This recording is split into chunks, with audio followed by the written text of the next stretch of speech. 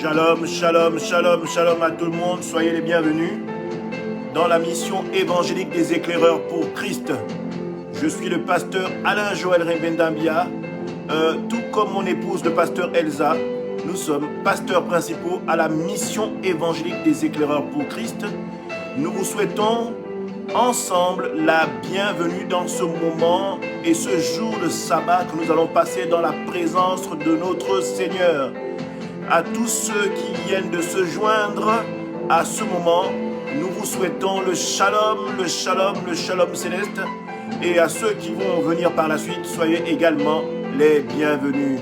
Que la paix soit avec vous, que la paix du royaume soit avec vous, que les cœurs épeurés soient apaisés, que les cœurs qui étaient meurtris soient apaisés et que la paix soit votre partage. Alléluia, alléluia, alléluia. Je vous invite donc à taguer un bien-aimé et également à partager. Que le Seigneur vous anime d'une envie céleste de pouvoir partager à bon nombre de bien-aimés aux confins de la planète. Alléluia, alléluia, alléluia, alléluia. Gloire à Dieu, gloire à Dieu. Nous sommes dans la joie. Nous sommes dans la joie, le pasteur Elsa, de vous compter parmi nous. Alléluia, alléluia, alléluia. Gloire, gloire, gloire à notre Dieu. Bien-aimé, je t'invite à partager et également à me mettre un cœur ou un pouce pour me dire que tu es là. Pour me dire que tu es là. Alléluia, alléluia, alléluia. Partage dans les différents groupes de ton profil Facebook. Tag un bien-aimé. N'oublie surtout pas cela. Alléluia, alléluia. Nous allons attendre 1 à 2 minutes, histoire que tout le monde vienne nous rejoindre. Alléluia. Mettez-nous des cœurs pour vous montrer que vous êtes là. Mettez-nous des cœurs. Alléluia. Alléluia. Je veux vous voir présent, je veux vous apercevoir et à ce moment-là, vous faire part, chacun tous autant que vous êtes, du shalom céleste. Alléluia. Alléluia. Alléluia. Gloire à Dieu, gloire à Dieu, gloire à Dieu. Alléluia. Pasteur Boris, shalom, shalom, que la paix de l'Éternel soit dans ta demeure. Alléluia. La sœur Angéline, shalom, shalom, que la paix et la grâce soient dans ta maisonnée. Alléluia. Shalom, shalom à tout le monde, que la grâce coule sur vous, tous autant que vous êtes. Que tout ce qui est entrave, blocage ne soit plus parce que l'Éternel a décidé de descendre aujourd'hui.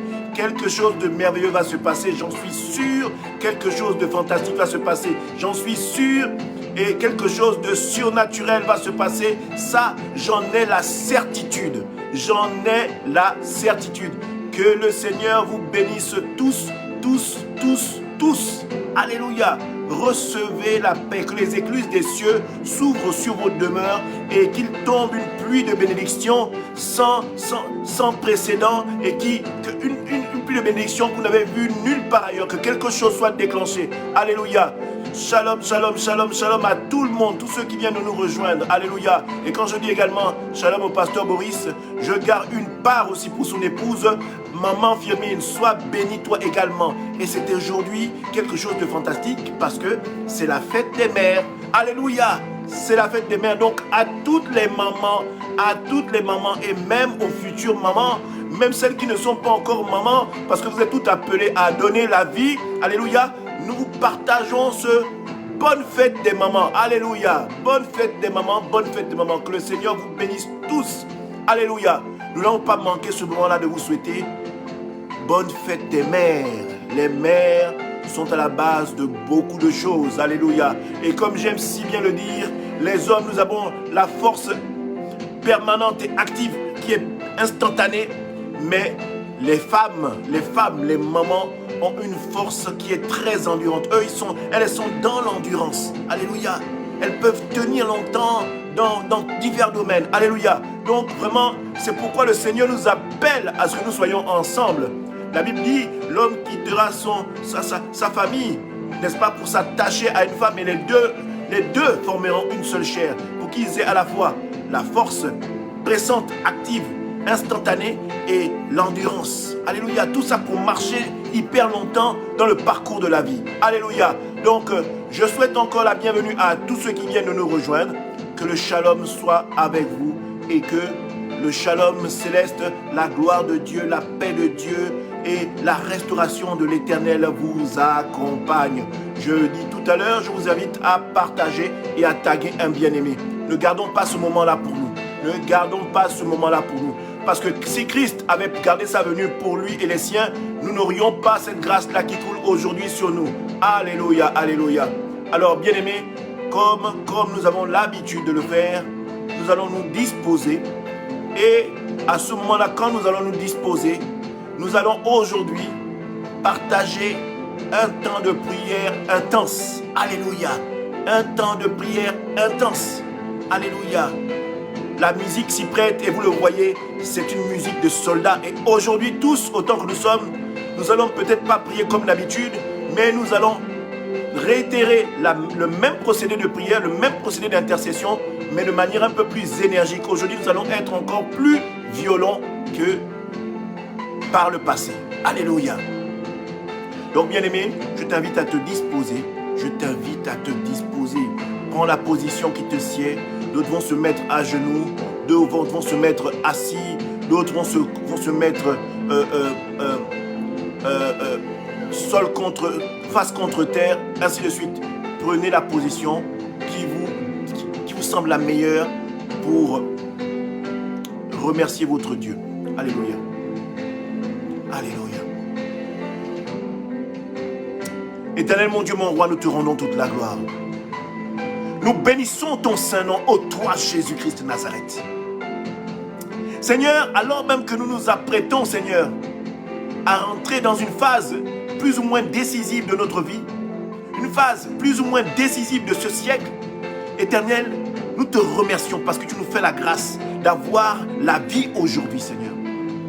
Seigneur, ce n'est ni par notre force, ni par notre intelligence que nous avons cette possibilité, cette grâce qu'il y a aujourd'hui de pouvoir ouvrir les yeux, cet esprit. Ô Éternel, mon Dieu, mon roi, nous te disons merci. Nous te disons merci de ce que tu fais en continu sur nos vies. La paix et la sécurité qui déferlent sur nos enfants. La paix et la sécurité qui déferlent sur nos foyers. La paix et la sécurité qui déferlent sur tout ce que nous entreprenons, ô Éternel. Tu nous gardes, ô Éternel. Merci pour cela. C'est vrai, ô Éternel, nous avons des problèmes, mais tu veilles, ô Éternel, et tu dresses une table devant nos ennemis, Seigneur. Et tu fais en sorte, ô Éternel, que nous soyons toujours debout, que nous soyons toujours intègres, que nous soyons toujours, ô Seigneur, comme tu veux que nous le soyons, Seigneur. De fervents sacrificateurs, parce que oui, ô Éternel, tu nous amènes tous à être des sacrificateurs à notre niveau. Seigneur, et dans ce ministère que tu nous octroies, Seigneur, au travers de notre parcours dans notre vie, Seigneur, tu nous accompagnes. Tu nous accompagnes, Seigneur. Seigneur, merci, Seigneur, pour cette assurance, cette espérance, ô Éternel, que nous mettons en toi, Seigneur. Merci, ô Éternel, pour cette sécurité que tu déploies sur la vie de tout un chacun ici présent. Père, nous te disons merci. Éternel, nous te disons merci. Parce que, Seigneur, nous prenons conscience que nous avons le plus grand cadeau qui soit. La vie, le souffle de vie. Avant même, Seigneur, que toutes nos angoisses nous viennent, Seigneur, nous sommes heureux de célébrer cette vie-là aujourd'hui même avec toi, Seigneur. Nous te disons merci, ô Éternel. Gloire à ton saint nom. Sois magnifié, sois exalté. Et cela dans le nom puissant de Jésus-Christ de Nazareth. Amen, amen. Bien-aimé, de là où tu es, je voudrais que tu proclames un amen puissant, en proclamant des cœurs, des cœurs, des cœurs, des cœurs, pour me montrer que tu es là, ô bien-aimé. Pour me montrer que tu es là, ô bien-aimé. Alléluia, alléluia. Gloire à Dieu, gloire à Dieu. Gloire à Dieu, gloire à Dieu. Alléluia, alléluia. C'est vrai, bien-aimé, nous allons passer ce cap. Nous allons passer ce cap et cette journée avec brio, la semaine à venir avec brio, le mois à venir avec brio, l'année dans laquelle nous sommes, nous allons la traverser en vainqueur et en conquérant. Parce que nous avons un Dieu puissant qui est avec nous. Amen, amen, amen, amen, amen. Nous allons de ce pas, bien-aimés, demander pardon à notre Dieu. Alléluia. Nous allons demander pardon à notre Dieu parce que nous savons que nous ne pouvons point avancer sans cela. Alléluia. Bien-aimés, j'ai une pensée pour ce que Christ a fait pour nous à la croix. S'il n'y avait pas eu ce temps de pardon, alléluia, s'il n'y avait pas eu ce temps de pardon, nous n'aurions pas cette grâce-là qui est aujourd'hui sur nous. Nous n'aurions pas eu cette grâce. C'est pourquoi, bien-aimés, ce temps de pardon que nous allons consacrer n'est pas seulement pour nous un moyen de demander pardon à notre Dieu, mais c'est également un moyen pour nous de demander le pardon à notre Dieu parce que nous avons offensé un frère. C'est aussi le moyen pour nous pour dire, Seigneur, donne-nous la force aujourd'hui de nous lever et d'adresser un pardon à quelqu'un que nous avons offensé, à quelqu'un que nous avons blessé, à quelqu'un, même s'il nous a blessés, de faire la paix avec ce frère ou avec cette sœur. Parce que au travers du pardon, il y a beaucoup de choses qui tombent. Vous savez, bien aimé, le pardon est parfois un obstacle quand nous ne comprenons pas la puissance du pardon. Il y a beaucoup de choses dans lesquelles que nous ne pouvons pas franchir parce que nous n'avons pas demandé pardon. Il y a beaucoup de choses qui ne peuvent pas s'ouvrir sur nos vies parce que nous n'avons pas fait la paix avec nos frères et nos sœurs. Autant vous dire que la clé que confère le pardon est une clé puissante. Autant vous dire que pour la marche avec Christ, il est indéniable. Ou bien, je dirais ceci, il est impossible pour vous, bien-aimés, d'avancer si vous n'avez pas fait la paix avec votre prochain. Il est impossible d'avancer, de franchir des obstacles avec l'Éternel si ce palier du pardon n'est pas franchi. Alléluia. Donc, bien-aimés, la Bible déclare ceci, que même si nos péchés sont rouges comme le cramoisi, l'Éternel, lui, notre Seigneur et Sauveur, Jésus-Christ de Nazareth, est digne et bon pour nous les pardonner. Alléluia. Je salue mon frère Bertrand, Charles qui est là. Shalom, shalom, shalom. Que le Seigneur te bénisse pour ta présence. Que l'Éternel te bénisse pour ta présence. Alléluia, alléluia. Que l'Éternel déploie sur ta famille un halo de paix, un havre de paix, une atmosphère de paix, et que les écluses des cieux s'ouvrent et que toutes les portes qui étaient fermées pour toi soient ouvertes au nom puissant de Jésus-Christ de Nazareth. Amen. Alléluia. Alléluia. Nous allons demander pardon à notre Dieu. Bien-aimé, prends la position qui te sied, ferme les yeux, dispose-toi. Que tu sois en famille ou seul,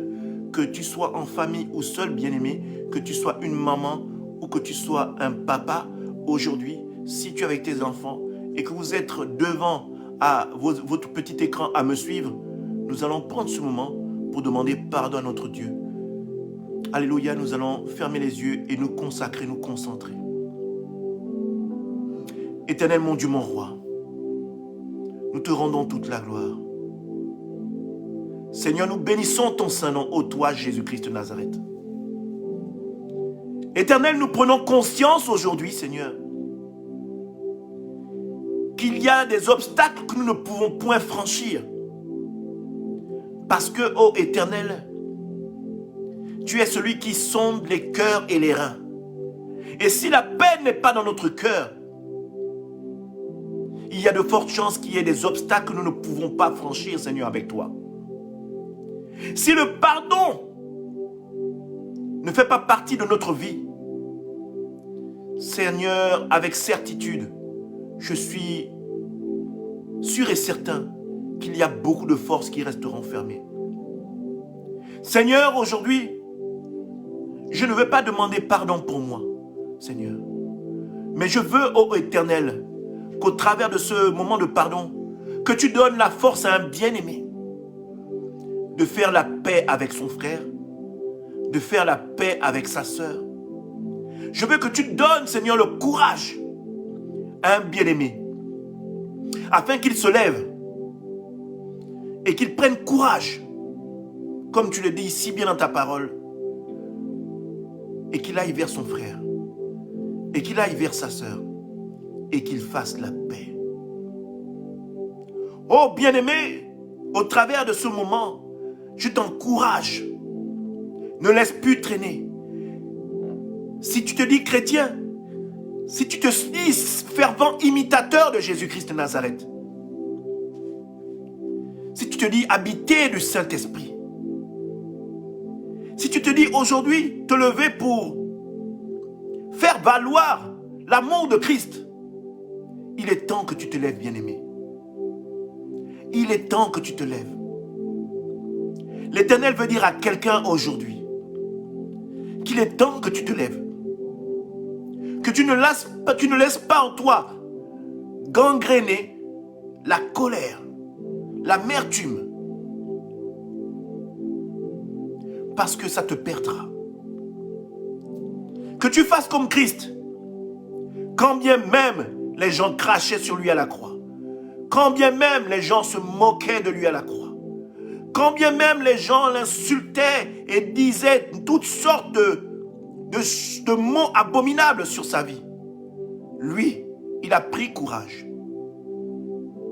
Même après avoir reçu des coups de fouet, avoir été craché dessus et avoir été cloué et levé sur le bois, qui était un endroit et un lieu de honte, l'Éternel, lui, a eu le temps d'élever la voix vers son Père pour qu'il nous pardonne, afin que nous ayons cette grâce aujourd'hui de le célébrer.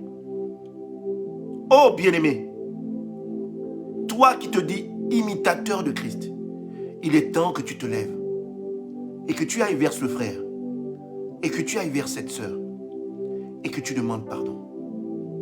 Certainement, certains te riront au nez, certains même te repousseront, mais toi tu auras fait ce que Christ a fait. Tu auras fait ta part. Ne te préoccupe pas du qu'en dira-t-on. Ne te préoccupe pas des voix extérieures, des rires, des moqueries. Pas que Christ, lui, l'a vécu. Et je voudrais que tu comprennes que la marche avec Christ n'est pas un long fleuve tranquille. Et que cela fait partie des turpitudes que toi, imitateur de Christ, tu te dois d'affronter. Alors, lève-toi, prends courage et va demander pardon à ton prochain. Merci, ô Éternel, de ce courage dont tu habites un bien-aimé aujourd'hui. Merci, ô Éternel, de cette force dont tu habites un bien-aimé. Et je crois, ô bien-aimé, qu'au travers de cet acte de cœur que tu vas forger aujourd'hui, par une action, au travers de ce que ton Dieu désire pour toi, il y a beaucoup d'écailles qui tomberont, mais derrière ça, il y a beaucoup de portes qui s'ouvriront pour ta vie. Alléluia. Que toutes ces choses se mettent en exécution pour toi et ta vie dans le nom puissant de Jésus-Christ de Nazareth. Que nous proclamions un Amen ensemble. Amen, Amen, Amen. Amen, amen, amen. Alléluia, Alléluia. Amen. Dans cette énième phase que nous allons entamer, il est dit ceci. Il n'y a point effusion, il n'y a point de pardon, autant pour moi, sans effusion de sang. Cela veut dire qu'il était nécessaire que le sang de Christ coule à la croix pour que cette grâce-là, ce pardon-là, soit octroyé par Dieu le Père. Nous allons élever la voix pour inviter le sang de Christ sur notre vie. Nous allons élever la voix pour inviter le sang de Christ sur nos vies, afin qu'il nous lave de toute oppression, afin qu'il nous restaure.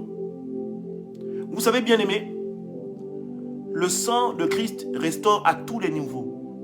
Ce que je voudrais faire comprendre, c'est que même si on vous a adjoint des choses pour vous perdre, au travers de ce pardon que vous avez, cet acte de pardon que vous avez fait aujourd'hui, le sang de Christ qui vient vous laver, vous dépouille de toute oppression, même étrangère. Que vous l'ayez contracté ou pas, ou qu'on vous les ait adjointes, le sang de Christ vous lave de tout. Et à ce moment précis, vous êtes habité de ce qu'on appelle le lin blanc. Vous êtes blanchi. Alléluia. Bien-aimé, je vous invite à partager. Taguez un bien-aimé. Ne gardez pas ce moment de prière et de partage de la parole pour vous. C'est ce que l'Éternel veut pour nous, que nous fassions de toutes les nations des disciples. Alléluia. Nous allons élever la voix pour inviter le sang de Christ sur notre vie. Amen. Éternel, mon Dieu, mon roi, nous te rendons toute la gloire. Nous bénissons ton Saint-Nom, ô toi, Jésus-Christ de Nazareth.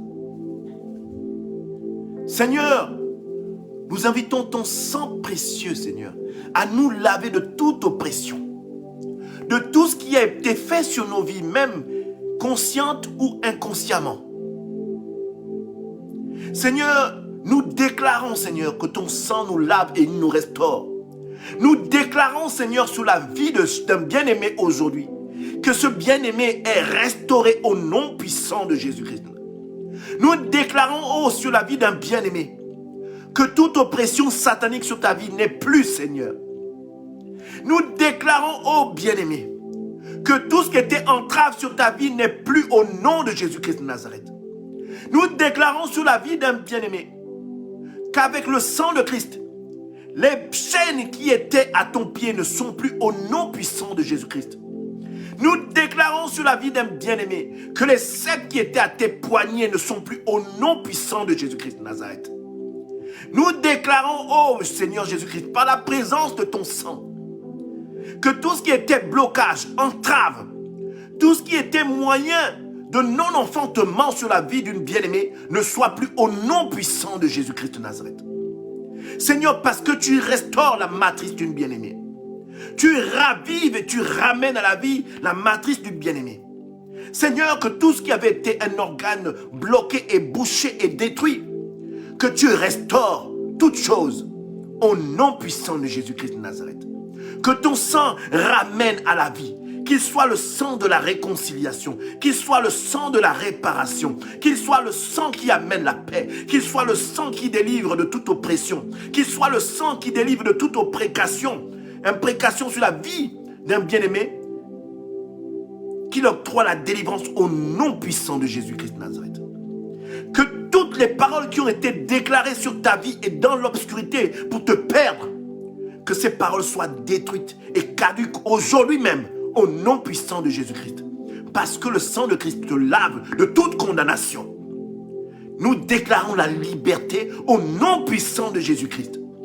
Nous déclarons la liberté par le sang précieux de notre Seigneur et Sauveur Jésus-Christ de Nazareth. Que le peuple déclare un Amen puissant. Amen. Amen, amen, amen, amen, amen. Alléluia, alléluia. Sans plus tarder, nous allons demander la présence de l'Esprit de Dieu. La présence de l'Esprit de Dieu. Alléluia. Esprit de Dieu, environne-nous.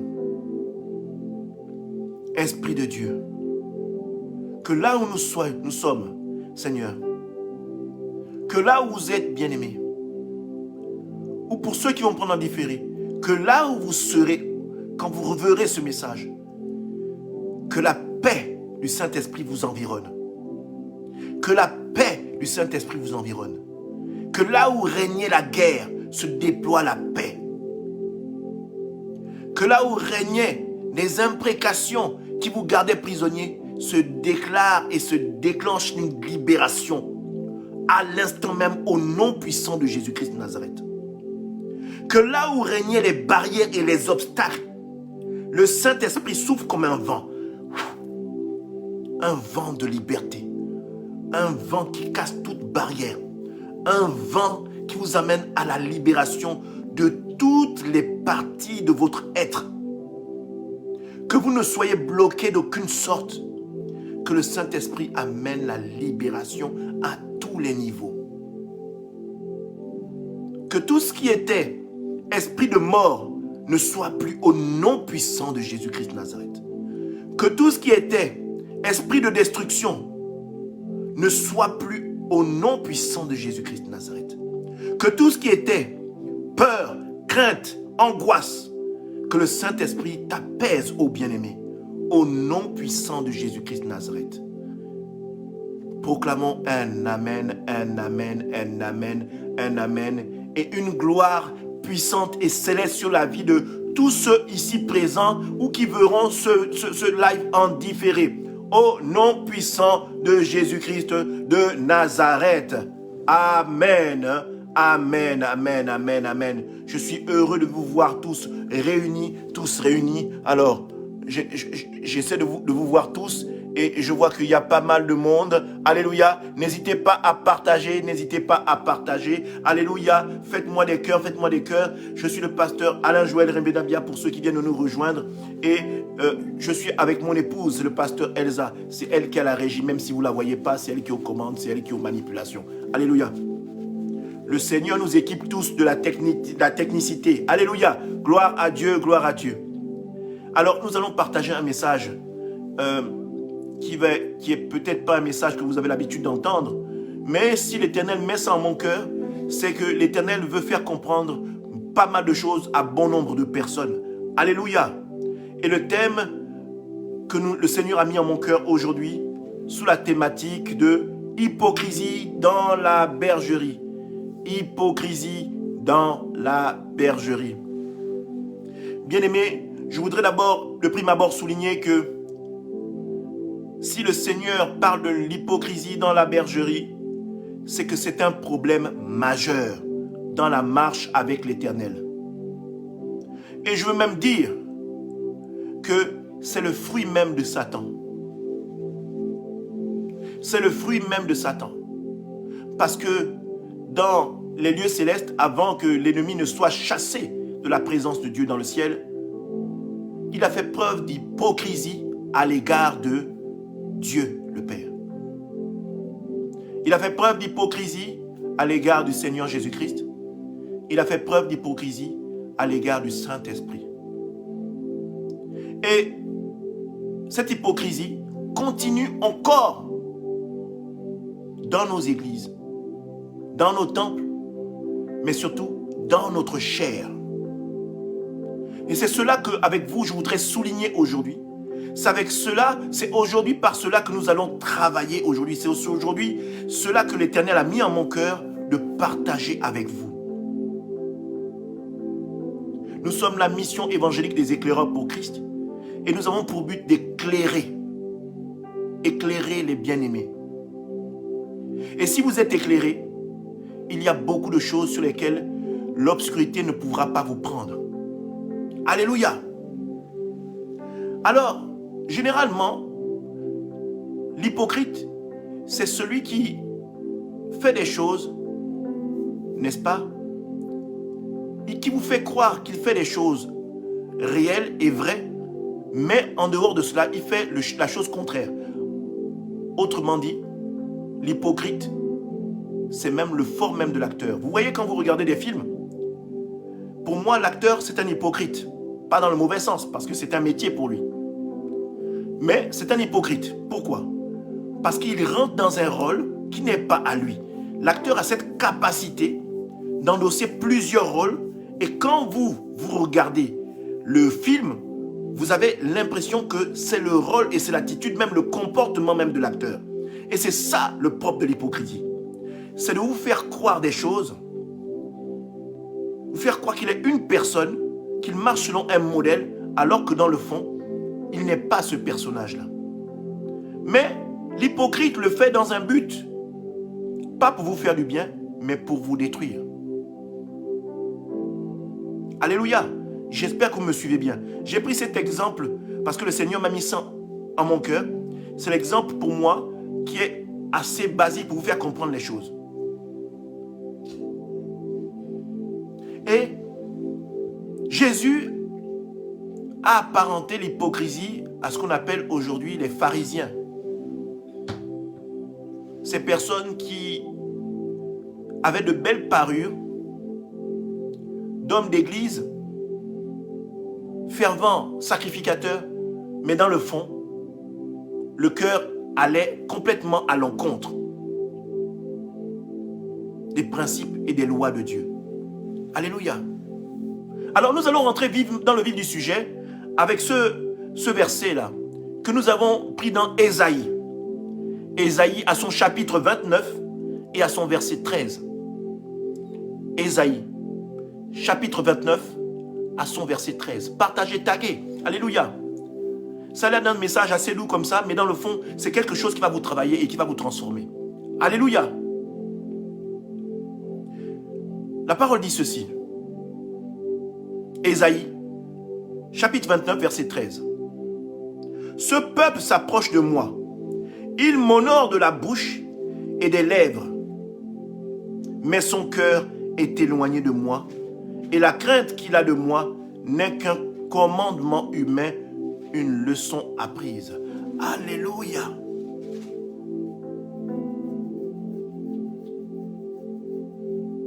Alléluia.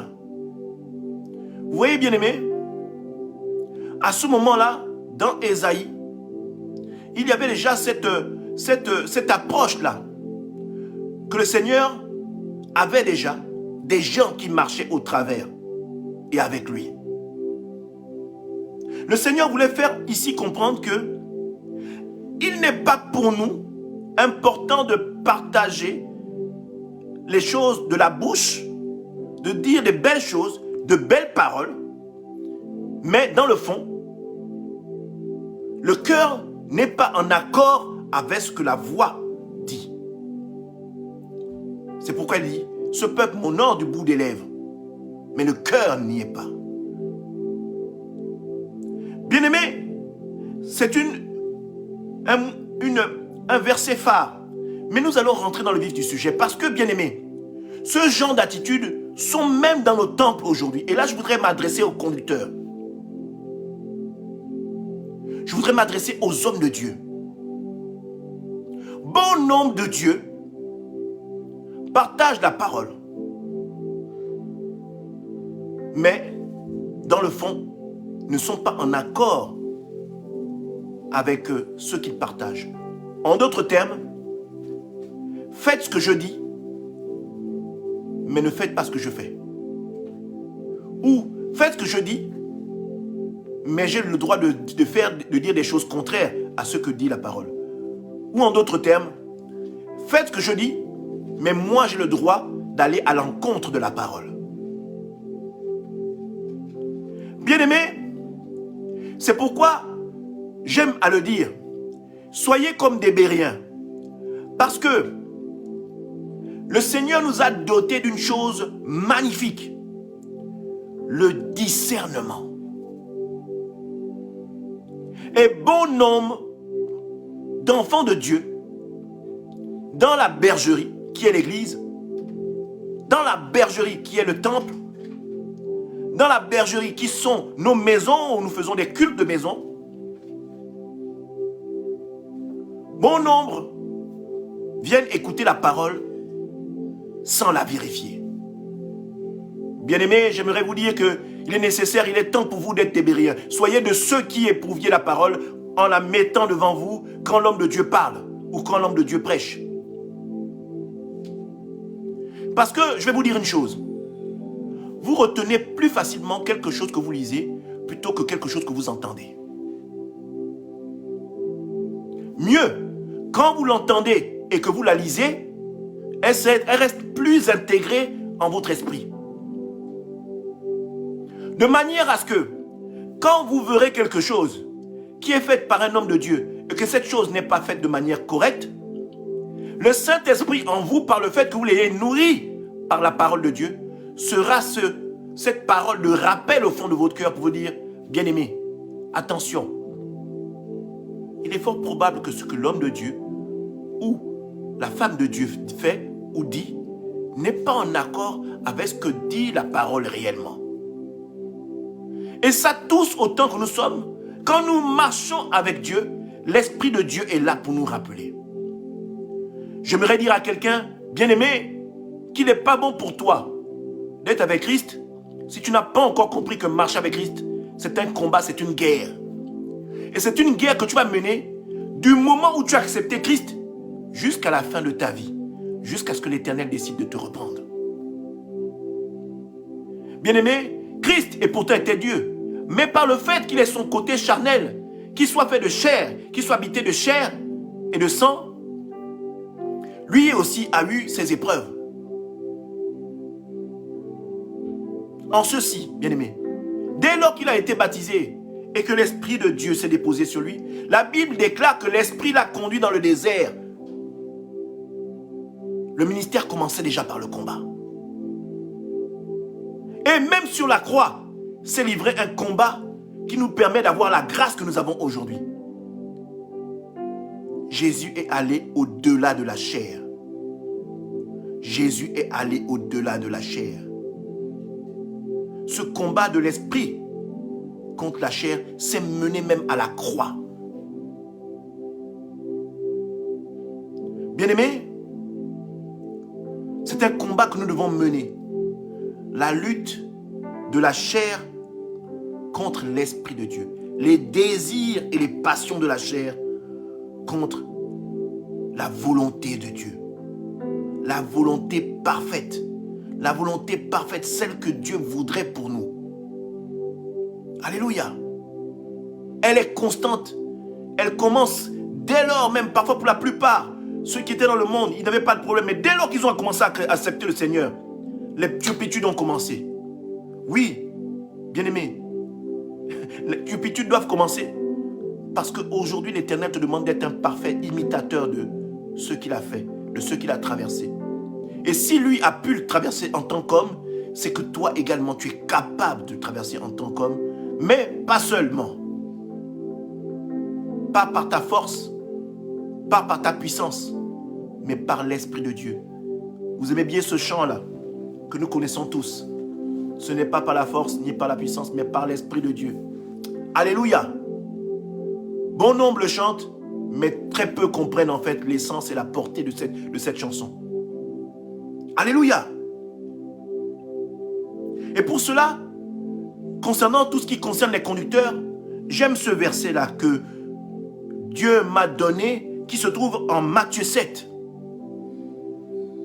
Matthieu chapitre 7, versets 15 à 14. Matthieu chapitre 7, versets 15 à 14. L'hypocrisie dans la bergerie. Alléluia. Gardez-vous des faux prophètes. Lorsqu'ils vous abordent, ils se donnent l'apparence d'agneaux, mais en réalité, ce sont des loups féroces. L'hypocrisie n'est pas que verbale. L'hypocrisie est également un comportement, bien-aimé. Ici, dans Matthieu, dans ce verset, on parle de ceux qui se présentent devant vous comme étant des serviteurs, bien habillés, bien présentés, une rhétorique formidable et fantastique, prête à faire ébranler toutes les barrières, qu'on appelle ça, psychologiques d'un homme ou d'une femme.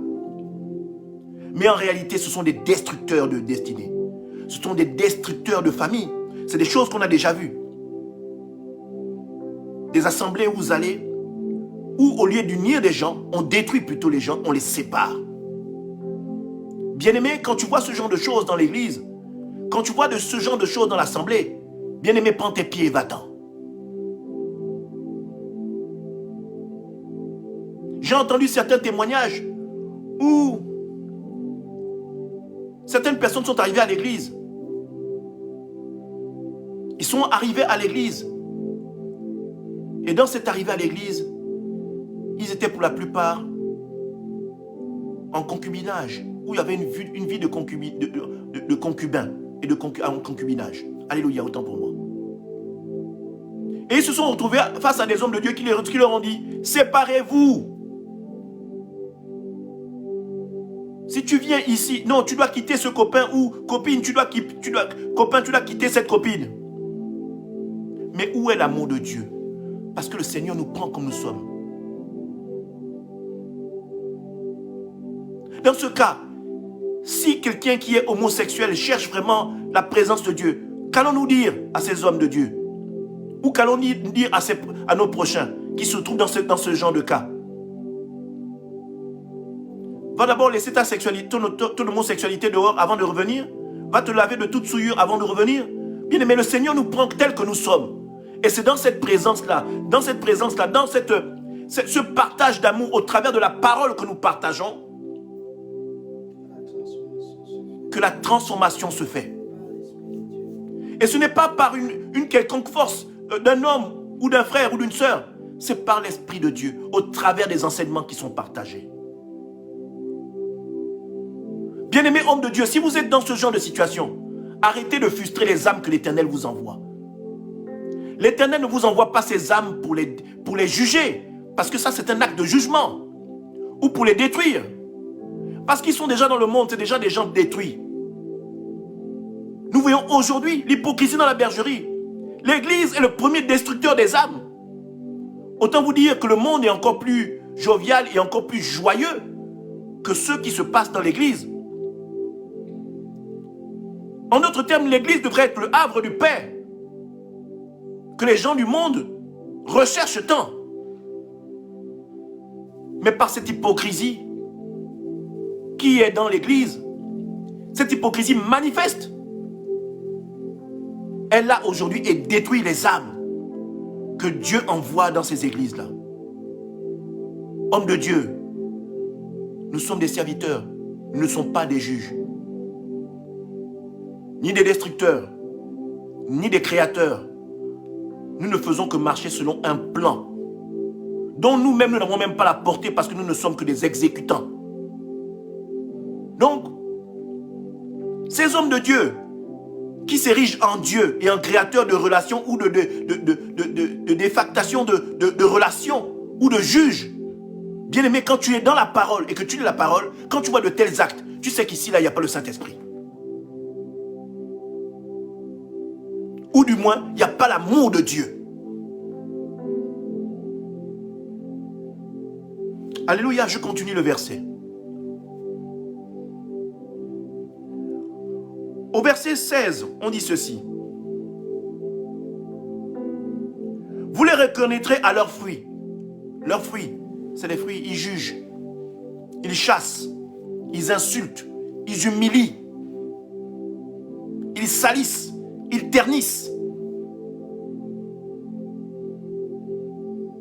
Ils n'ont point de paroles de sagesse.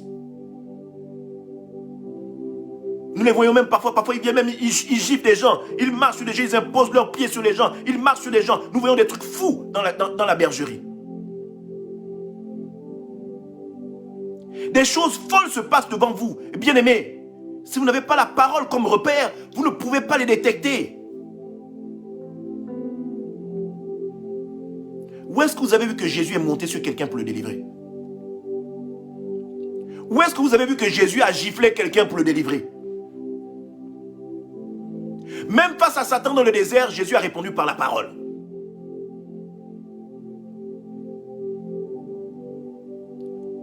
Où est-ce que vous avez vu dans la parole, dans la Bible, où Jésus a pris une chicotte, il a frappé quelqu'un pour le délivrer?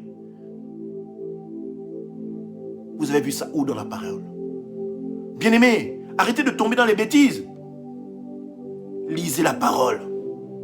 Cette épée-là va vous permettre de déceler l'ennemi qui est dans la bergerie. Par ce comportement hypocrite que bon nombre de dieux font devant vous et que vous êtes les premiers à adouber. Tout simplement parce que vous êtes dans l'ignorance. Tout simplement parce que vous n'avez pas un rapport fidèle avec la parole de Dieu en la lisant tous les jours, en la méditant. Tout simplement parce que vous n'êtes pas dans une phase où vous êtes béréen et que vous lisiez la parole en même temps que l'homme de Dieu. Non, vous n'êtes que des spectateurs qui aspiriez et qui buvaient la parole comme de l'eau sans pour autant l'éprouver. Le premier moyen d'éprouver la parole, c'est de la lire. Alléluia. Vraiment que le Seigneur vous bénisse. Plus loin on dit ceci. Est-ce que l'on cueille les raisins sur des buissons d'épines ou des figues sur des ronces? Alléluia. Est-ce que on cueille des raisins sur des buissons d'épines? Non, bien-aimé. C'est une parabole pour faire comprendre que on ne peut pas chercher le Christ dans l'amertume. On ne peut pas chercher le Christ dans l'insulte. On ne peut pas chercher le Christ dans un environnement de destruction. On ne peut pas chercher le Christ dans un environnement d'insulte. On ne peut pas chercher le Christ dans un environnement de jugement, autant pour moi. Et ce moment-là est adressé aux serviteurs de Dieu qui ont l'habitude de faire ce genre de choses. Et bien aimé, c'est un moyen aussi pour vous de pouvoir les reconnaître. Amen. Bien aimé, partageons. Tagons un frère bien aimé. Alors là, sur cette deuxième phase, j'aimerais m'adresser maintenant aux fidèles que vous êtes, pour la plupart, vous qui nous suivez. Pour ceux qui ont ce feu ardent d'arriver dans la maison de Dieu et qui recherchent la paix et qui recherchent la délivrance et qui recherchent vraiment la seigneurie, parce que c'est ça d'abord le prime abord, c'est ce que nous devons chercher, c'est la seigneurie de Jésus. Nous abandonner face à cette seigneurie. Ne pas chercher Jésus seulement pour qu'il nous sauve, non. Parce que la Bible déclare qu'il est Seigneur et Sauveur. Donc il est nécessaire que tu cherches le Seigneur et le Sauveur par la suite. Les deux en même temps. Ne va pas vers Dieu parce que tu cherches le miracle. Non. Va vers Dieu parce que tu veux être dans sa présence. Alléluia. Et pour étayer cet exemple-là que je viens de donner, ce paragraphe que nous allons travailler, sur lequel nous allons être enseignés là maintenant, nous allons aller toujours dans le livre de Matthieu, à son chapitre 7, Matthieu chapitre 7, versets 3 à 4. Matthieu chapitre 7, versets 3 à 4. Que nous dit la parole? Alléluia. Matthieu chapitre 7, versets 3 à 4. Amen. Pourquoi vois-tu le grain de sciure dans l'œil de ton frère, alors que tu ne remarques pas la poutre qui est dans le tien? Alléluia.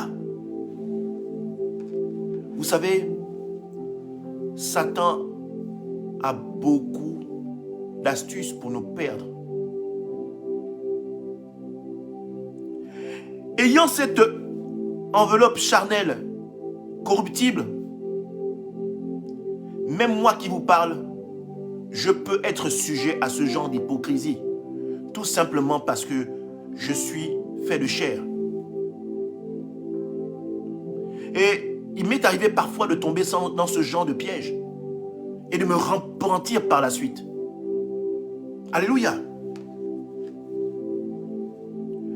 Nous avons cette condition-là qui est en nous, qui fait que nous avons tendance à voir l'enfer chez les autres. Nous sommes parfois sujets à disant, si notre vie ne marche pas, c'est les autres. Nous oublions parfois que nous-mêmes, nous avons été les premiers, nous avons pris nos pieds pour aller contracter des contrats occultes dont nous ignorions même la portée, qui fait en sorte que nous soyons détruits aujourd'hui. Nous avons cette chose-là de dire, c'est les autres. Vous voyez-vous, quand Adam a mangé le fruit et qu'il s'est rendu compte qu'il était nu, il allait se cacher. Et quand Dieu l'a appelé,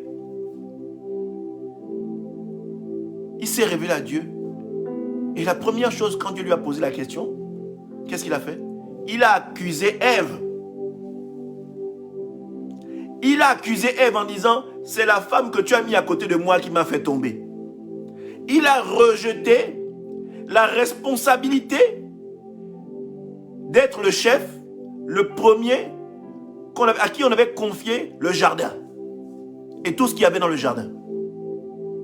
Il a refusé d'accepter que lui aussi, il avait compati à l'idée de manger ce fruit. Il a accusé Ève. Voyez-vous, c'est une chose qui nous habite. Quand le malheur arrive, nous avons tendance à pointer le doigt sur notre prochain. Donc, bien-aimés, il y a bon nombre de choses comme ça qui sont dans la bergerie, où nous sommes dans la bergerie. Quand je parle de bergerie, je parle d'église. Nous sommes dans la présence de Dieu. Et nous avons toujours tendance à ramener les comportements du monde. Bien-aimés, c'est que nous traînons une hypocrisie comportementale avec nous. Nous sommes dans la médisance. Nous sommes dans le jugement de nos frères et nos sœurs. Nous sommes dans ce qu'on appelle familialement le songi-songi, le Congo-ça. On veut être informé de tout ce que la vie de notre prochain, on ne s'intéresse même pas à ce qu'il y a de magnifique dans la vie du prochain. Non, on se préoccupe des frasques, n'est-ce pas, de ce que le frangin ou la frangine ou le frère ou la sœur ou le bien-aimé et la bien-aimée ont pu avoir dans leur vie. Et nous en rigolons parce que c'est un sujet de discussion, mais c'est surtout, bien-aimé, un moyen où Satan travaille pleinement à vous empêcher de rentrer réellement dans la présence de Dieu. Amen. Et il y a beaucoup de comportements hypocrites comme ça dans l'assemblée. Il y a beaucoup de comportements comme ça hypocrites. Ma bien-aimée, tu viens à l'église,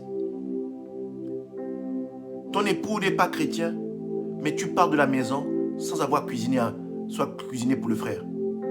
Et tu viens prier ton Dieu. Alors que dans ta maison, tu as laissé quelqu'un qui est ton époux, certes, même s'il n'aime pas encore, il n'a même pas encore donné son cœur à Dieu, mais tu le laisses comme ça. Comment penses-tu que cet homme va te suivre?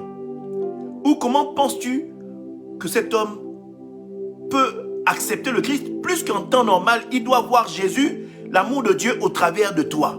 Mais si ton comportement n'est pas un comportement agréable à Dieu, et n'est pas un comportement qui fait comprendre que tu as changé, que tu es une personne transformée, comment penses-tu qu'il puisse venir à Christ?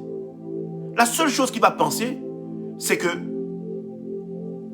l'église où tu pars est en train de détruire son foyer. L'église où tu pars t'empêche de pouvoir faire les choses correctement dans ta maison. L'église où tu pars, n'est-ce pas, est en train de te perdre. Bien-aimé, il y a beaucoup de comportements comme ça dans lesquels nous nous perdons et dans lesquels nous avons des incapacités à mener vraiment nos bien-aimés ou notre bien-aimé à Dieu. Tout simplement parce que nos comportements sont des comportements de pharisiens. Saper tous les dimanches, grosse Bible au poignet, comportement désagréable à la maison, mais devant le trône de Dieu, comportement pieux, hypocrisie générale dans l'assemblée. Hypocrisie générale dans l'assemblée. Il y a des comportements comme ça et l'Esprit de Dieu m'emmène. Quand Abraham avait demandé à Dieu qu'il souhaitait et désirait profondément, ardemment, qu'il ait un fils sortant de ses reins. Dieu lui avait dit qu'il en aurait. Mais ce dernier n'a pas cru. Plus que il est tombé sous la demande de sa femme Sarah pour aller avec Agar et pouvoir faire Ismaël. Alléluia.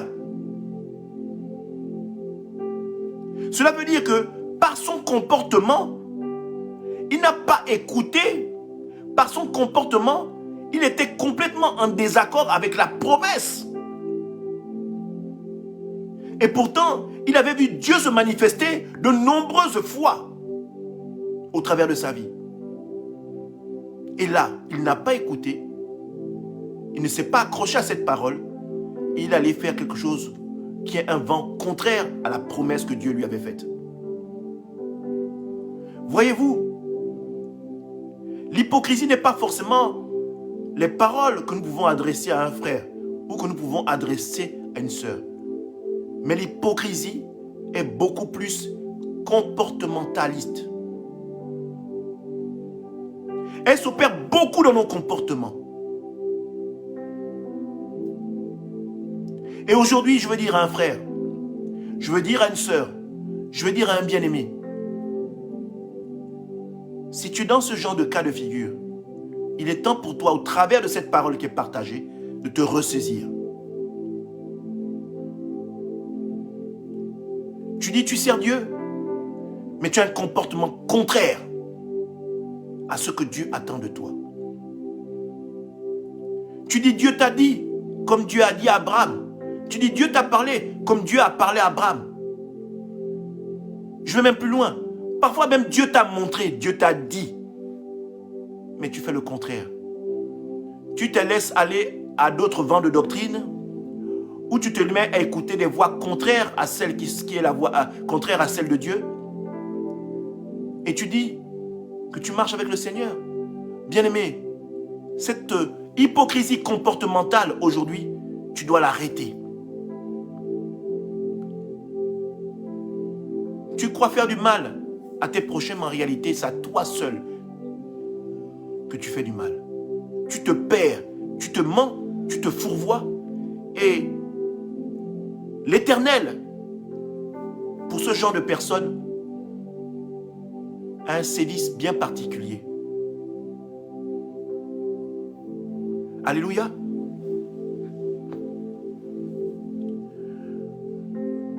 Je voudrais ici aujourd'hui que vous compreniez quelque chose. Que le Seigneur nous amène à plus d'amour. Que le Seigneur nous amène à plus de crainte. Parce que la Bible déclare que la crainte de Dieu, c'est le commencement de la sagesse. En fait, en réalité, tu ne crains pas Dieu. Tu prends Dieu comme étant un ami, comme tous tes amis du monde. Tu ne crains pas l'Éternel. Tu prends Dieu comme étant un copain que tu pourrais tromper. Mais je vais te dire aujourd'hui, bien-aimé, tu ne peux pas tromper l'Éternel. Tu te fourvoies dans ton mensonge. Et tu opères, sans le savoir, le caractère propre même de Satan. L'hypocrisie.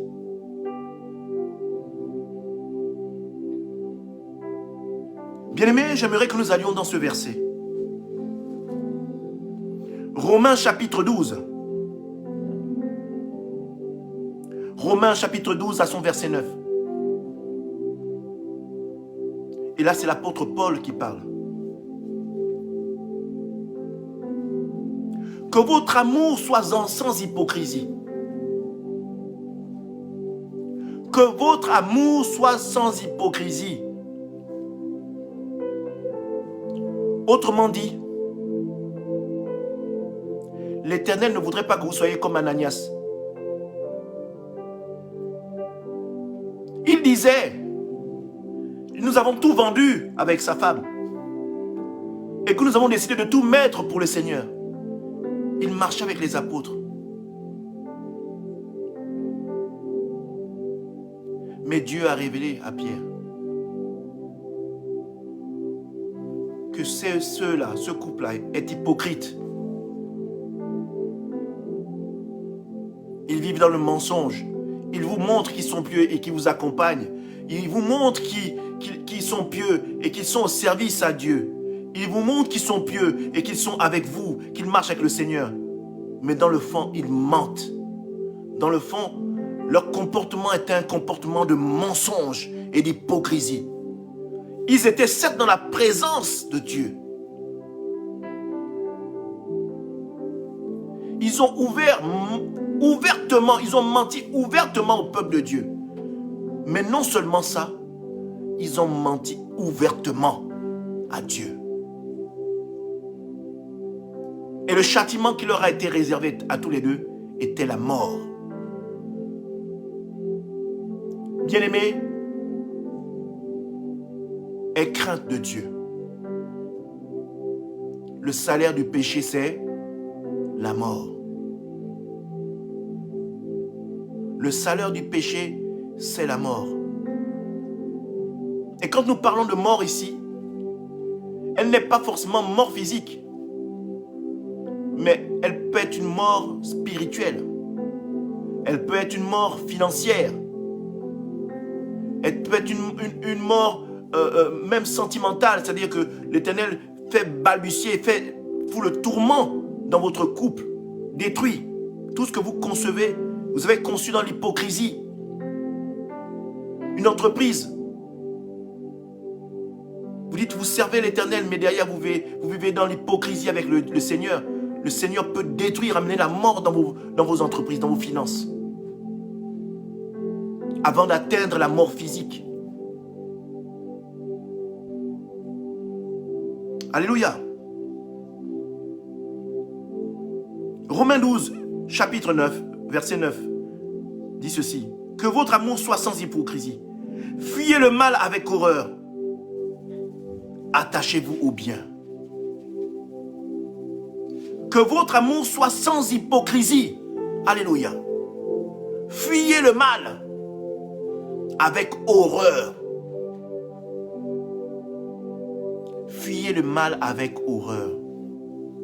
Que tu sois homme de Dieu, et que tu sois infidèle ou une brebis, bien-aimé, fuyez le mal avec horreur et attachez-vous au bien. Amen.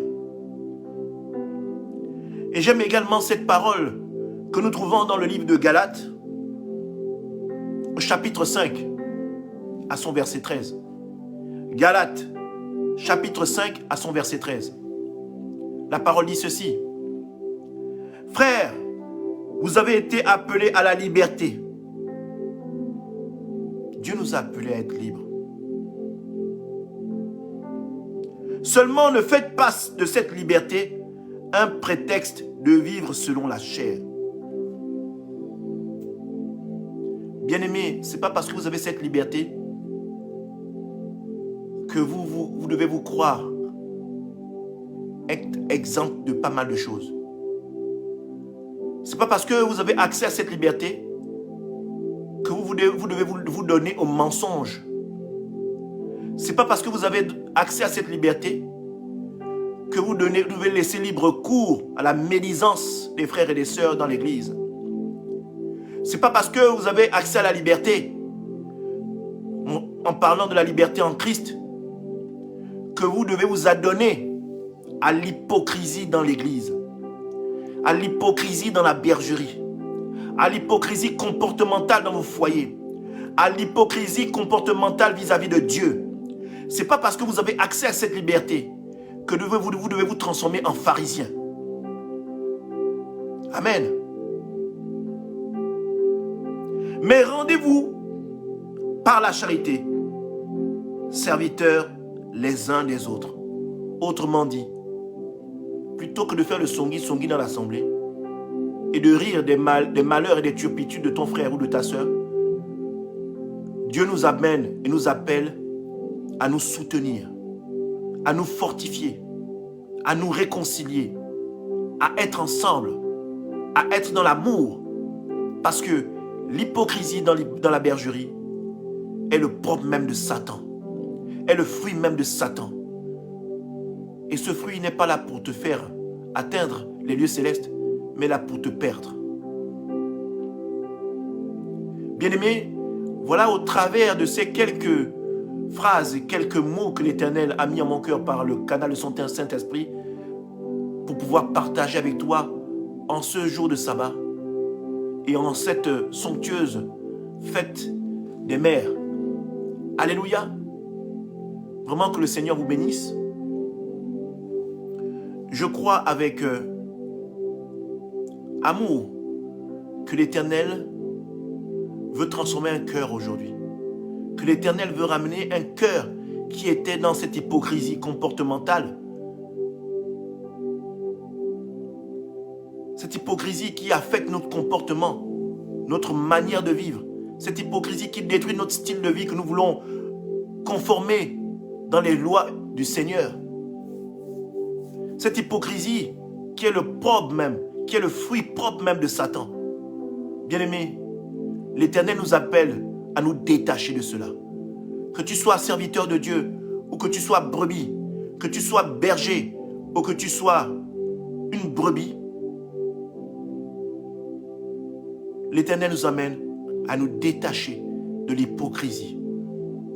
Parce qu'elle n'est pas là pour nous faire grandir, elle est là pour nous rabaisser et pour détruire non seulement le ministère que Dieu nous a confié, mais pour nous perdre et nous jeter dans les lieux du tourment. Bien-aimés, alors, je vous emmène à vous rapprocher vivement de l'Éternel.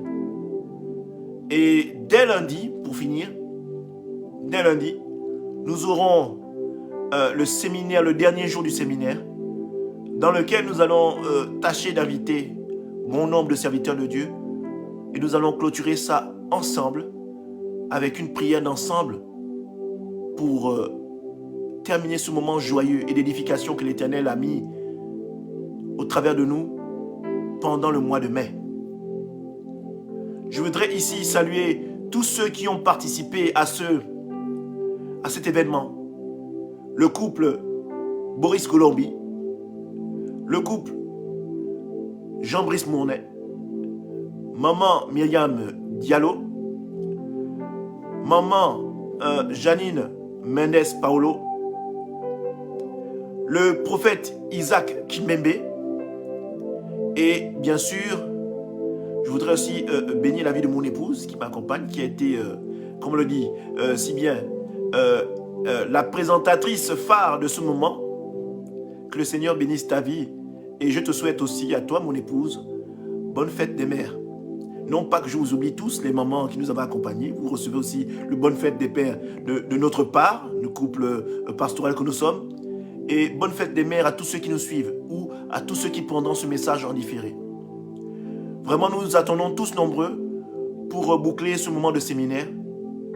Et comme vous le savez, nous avons mis MEEC Kids à reprise. Donc allez-y sur notre page Facebook ou sur le site internet la mission évangélique des éclaireurs pour Christ.fr et retrouvez-nous. Et je n'oublie pas également Parole d'espérance qui est faite par le pasteur Elsa Rebendabia, que vous aurez également demain pour vous permettre d'ouvrir et de rentrer dans la semaine.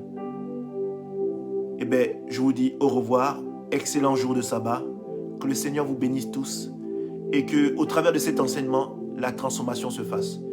Et cela dans le nom puissant de Jésus-Christ de Nazareth.